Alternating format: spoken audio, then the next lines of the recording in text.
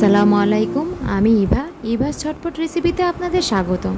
এখান থেকে আপনি শিখতে পারবেন মজাদার ও সহজ একেবারে ঝটপট রান্না। আজ আমরা বানাবো এমন এক রেসিপি যা আপনার পরিবার পরিজনের মন জয় করে নেবে মাত্র কয়েক মিনিটে।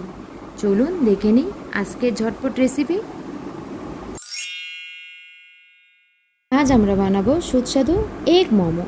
প্রথমেই দরকার এর জন্য গাজর কুচি 1 কাপ, পেঁয়াজ কুচি হাফ কাপ, কাঁচামরিচ কুচি পরিমাণ মতো, ধনেপাতা কুচি 3 টেবিল চামচ, ক্যাপসিকাম কুচি হাফ কাপ, 2টো ডিম এবং 2 কাপ ময়দা। প্রথমে পরিষ্কার একটি বাটিতে ময়দা নেব, এর সাথে সামান্য লবণ ও তেল মিশিয়ে নেব, এতে করে ডোটা মসৃণ হবে। এরপর অল্প অল্প করে পানি দিব ও ময়দা মাখতে থাকবো। প্রথমে একটু খসখসে হবে কিন্তু আস্তে আস্তে নরম হয়ে যাবে।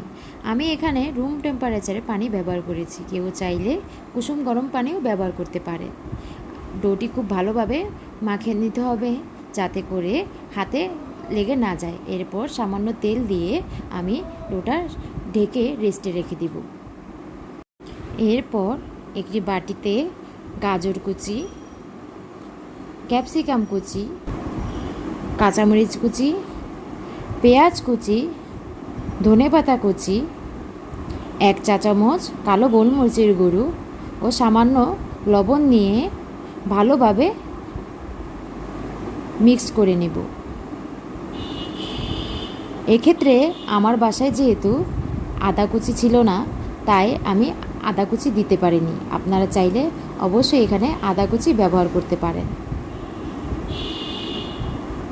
এরপর একটি প্যানে পরিমাণ মতো তেল নিয়ে ভালোভাবে গরম করে নেব। এখানে 2টো ডিম ভেঙে ও সামান্য গোলমরিচের গুঁড়ো মিশিয়ে দেব। আপনারা দেখতে পাচ্ছেন ডিমটি আমি এমনভাবে ভাজবো যাতে ডিমটি একেবারে শক্ত না হয়ে যায়। এখানে একটা কথা বলে রাখা ভালো, আপনি যদি ডিমটি শক্ত করে ফেলেন ভাজতে ভাজতে, এতে করে মোমোর টেস্টটা অতটা পারফেক্ট আসবে না। তাই আমি যেভাবে দেখাচ্ছি আপনারা সেভাবেই ডিমটা ভেজে নেবেন। এরপর আগে করে রাখা গাজর কুচিগুলো থেকে আমি পানি নিংড়ে ফেলব। তারপর সেই ডিম কুচির সাথে গাজরগুলো একসাথে মিশিয়ে ফেলব। এখানে অবশিষ্ট পানিগুলো আর প্রয়োজন নেই, তাই সেটা ফেলে দিবেন। আপনারা দেখতেই পাচ্ছেন আমি এখানে কিছুটা বেশি কাঁচামরিচ ব্যবহার করেছি। যেহেতু আমি একটু ঝাল ঝাল মোমো বানাবো, তাই এখানে কাঁচামরিচ বেশি ব্যবহার করেছি। এর সাথে আমি 2 টেবিল চামচ সয়া সস, 1 টেবিল চামচ টমেটো সস ব্যবহার করব। এরপর আমি হাত দিয়ে ভালো করে তা মিশিয়ে নিচ্ছি। মিশ্রণটি এমনভাবে মাখবেন যাতে করে খুব ভালোভাবে সবগুলো উপাদান একসাথে মিশে যায়। আপনারা দেখতেই পাচ্ছেন। তবে আমি এখানে হাতের সাহায্যে মিশ্রণটি মেখে নিচ্ছি। এই মোমোটি তৈরি করার পর আপনারা নিজেরাই বুঝতে পারবেন যে কতটা মজাদার এবং সুস্বাদু হয়। ডোটি আমি আবার সামান্য মেখে নিব। এরপর ছোট ছোট লেচি কেটে বলের মতো করে আমি ময়দার ডোগুলো তৈরি করে নেব। আপনারা দেখতেই পাচ্ছেন আমি কিভাবে ছোট ছোট বল আকারে ডোগুলো তৈরি করছি। এরপর একটি বল নিয়ে আমি সামান্য শুকনো ময়দা নিয়ে রুটি বেলে নিব। রুটিটা অবশ্যই এমনভাবে বেলবেন যাতে খুব পাতলা হয়, তবে অবশ্যই সতর্ক থাকবেন যাতে বেলার সময় বেশি পাতলা করতে যে ছিঁড়ে বা ফেটে না যায়। আপনারা দেখতে পাচ্ছেন আমি কিভাবে রুটিটি তৈরি করছি। এভাবে সবগুলো রুটি আমি বেলে নিব। আমি যতটুকু সম্ভব রুটিগুলো পাতলা তৈরি করছি। এরপর আমি 2 চামচ পুর নিয়ে নেব। আপনারা দেখতে পাচ্ছেন আমি পুরগুলো রুটির মধ্যে রেখেছি। আপনারা কেউ ঝাল কম চাইলে মরিচের ব্যবহার কম করতে পারেন। আমি রুটির সাইড দিয়ে পানি লাগিয়ে নিব, যাতে করে রুটি ভাজ করার সময় খুলে না যায়।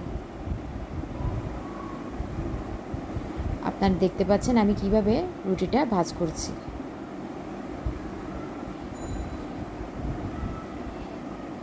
এরপর আমি দুদিকের মুখ বন্ধ করে দেব। এই মোমোর এই শেপটি তৈরি করা খুবই সহজ এবং ঝামেলামুক্ত। যে কেউ চাইলে খুব কম সময়ে এটা তৈরি করতে পারে।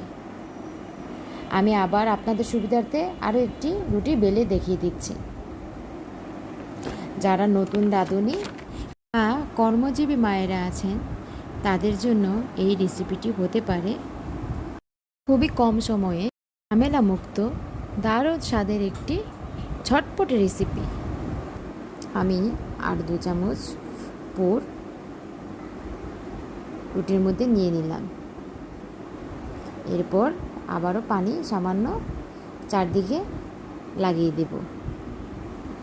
আপনারা দেখুন আমি রুটিটি কিভাবে পাস করছি। এটা খুবই সহজ এবং সময়ও খুব কম লাগে। দেখতে কিছুটা পাটিসাপটার পিঠার মতোই আকৃতি হয়। যে কেউ চাইলে খুব কম সময়েই এই মোমোটি ঝটপট তৈরি করতে পারেন। চিকেন ছাড়াও যে ডিম দিয়ে এত সুস্বাদু মোমো তৈরি করা যায় তা আপনারা বাসায় ট্রাই না করলে বুঝতে পারবেন না। তো আমার মোমোটি বানানো হয়ে গেল। এভাবেই আমি সবগুলো মোমো বানিয়ে নিলাম। এরপর স্টিম করার পালা। আমি পাতিলে গরম পানি বসিয়ে এর উপর একটা স্টিম ছিদ্রযুক্ত ঢাকনা নিয়ে নিলাম। আমার বাসায় যেহেতু স্টিমার নেই তাই আমি এই ছিদ্রযুক্ত ঢাকনা দিয়ে সবগুলো মোমো স্টিম করে নেব। স্টিম করার আগে অবশ্যই তেল দিয়ে ব্রাশ করে নিতে হবে। এভাবে আমি প্রতিটি মোমো ফাঁকা ফাঁকা করে স্টিমারে দিয়ে দিব, যাতে একটির গায়ে আরেকটি না লাগে। এরপর ঢাকনা দিয়ে ঢেকে দেব। 15 মিনিট পর ফিরে এলাম। আলহামদুলিল্লাহ আমার মোমোগুলো তৈরি হয়ে গেছে। দেখুন বন্ধুরা, কত সুন্দরভাবে মোমোগুলো তৈরি হয়ে গেল।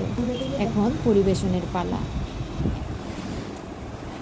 আপনারা পরিবেশনের জন্য চাটনি কিংবা সসের সাথে মোমোগুলো খেতে পারেন। তো ভিউয়ার্স, যদি রেসিপিটি ভালো লেগে থাকে তাহলে ভিডিও শেষে লাইক দিন, শেয়ার করুন আর অবশ্যই সাবস্ক্রাইব করে পাশে থাকা বেল আইকনটি বাজাতে ভুলবেন না। দেখা হবে পরের রেসিপিতে। আল্লাহ হাফেজ।